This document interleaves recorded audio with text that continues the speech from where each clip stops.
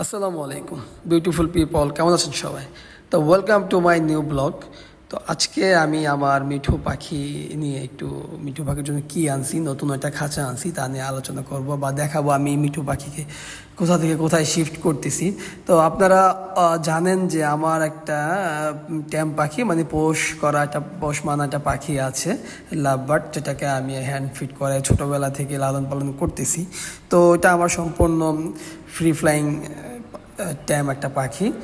তো ওই পাখিটা আমার এতদিন ছোটো একটা ক্যারিং কেজে ছিল। আমি যখন খাবার খাওয়াইতাম বা অন্য সময় ওর সাথে খেলাধুলা করতাম, আপনারা দেখছেন যে পাখিটাকে আমি বাইরে সবসময় রুমে ছাড়া থাকে, আর রাতে বা অন্য সময় রাখার জন্য আমি ছোটো একটা ক্যারিং কেজে রাখতাম। তো পাখিটা ইদানিং খুব ঝাপটাঝাপটি করতেছে, ও থাকতে যাচ্ছে না।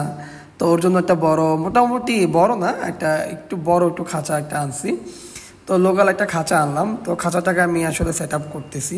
তো আমি আসলে খাঁচা সেট আপ করার জন্য আমি সবসময় ট্রাই করি যে কাঠিটা একটু ন্যাচারাল কাঠি দেওয়ার জন্য। ন্যাচারাল কাঠি দিলে বিশেষ করে নিম গাছের ডাল হলে পাখিদের জন্য ভালো। আমি কাঠি বা অন্য কিছু অ্যাভয়েড করে গাছের ন্যাচারাল ঢাল দেওয়ার চেষ্টা করি আর কি।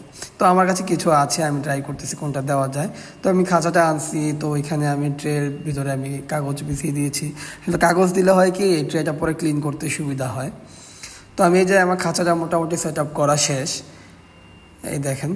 তো আসলে খাঁচাটা অত বড় না, তারপরও মোটামুটি একটা পাখি, যেহেতু এখনও ছোট, হ্যান্ড ফিট করতেছে, তার জন্য এই যে পাখিটা দেখেন, আমি এই ক্যারিং কেজেই আমি ওকে রাখি, আর এখান থেকে বের করে পাখিটার সাথে খেলাধুলা করি। আসলে ক্যারিং কেজ বা রুমের ভিতরে ওর জন্য জায়গাটা একটু আবদ্ধ হয়ে যাচ্ছে। তো আমি চেষ্টা করছি আর কি, মানে আপাতত একটু ফ্রি জায়গায় থাকুক। তো দেখেন, ও খুলছে, এখন বের হচ্ছে না, আর সারাক্ষণ বের হওয়ার জন্য চিল্লাচিল্লি করতেছে। তো এই হচ্ছে আমার লাভ বার্ডটা, এটা হচ্ছে ব্লু মার্কস। তো যেটাকে আমরা মিঠু নাম দিছি, মিঠু বলে ডাকি। দেখেন, ও এতক্ষণ চিল্লাচিল্লি করছে, এখন নাটক করতেছে। আসলে ও বাসায় যতক্ষণ ছাড়া থাকে, ও একটু উড়াউড়ি করতেই পছন্দ করে। আর কিছুক্ষণ আগেও খাবার খাইছে, তো খাবার খাওয়ার সময় ও মুখ ফিরিয়ে নিয়েছিল, পুরো শরীর ভরে গেছে। তো এক পাশটা দেখবেন একটু ভেজা আছে।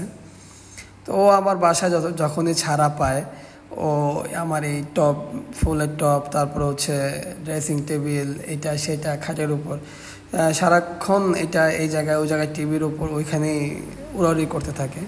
আর ও ছাড়া থাকলে খুব খুশি থাকে, ওর মেজাজটাও খুশি থাকে। আর যখনই আমি ওকে খাঁচার ভিতর ঢুকাই, তখনই ওর চিল্লাফাল্লা শুরু হয়। তো আমরা এটাকে খাঁচার কাছে নিয়ে যাই, দেখি। তো ওই যে খাঁচার কাছে দিলাম, আসলে ও যাইতে চাচ্ছে না। দেখেন, আমি জোর করে দিয়ে দিই, যাও। হ্যাঁ, দিছি।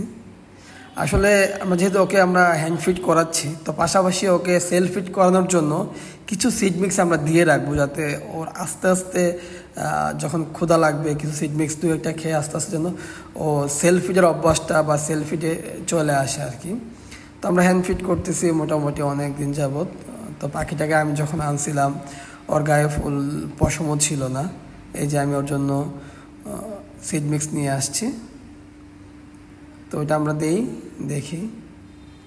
এই দেখেন, ও খাওয়ার আগে আমি শিওর যে ওইগুলো সব ফালাবে।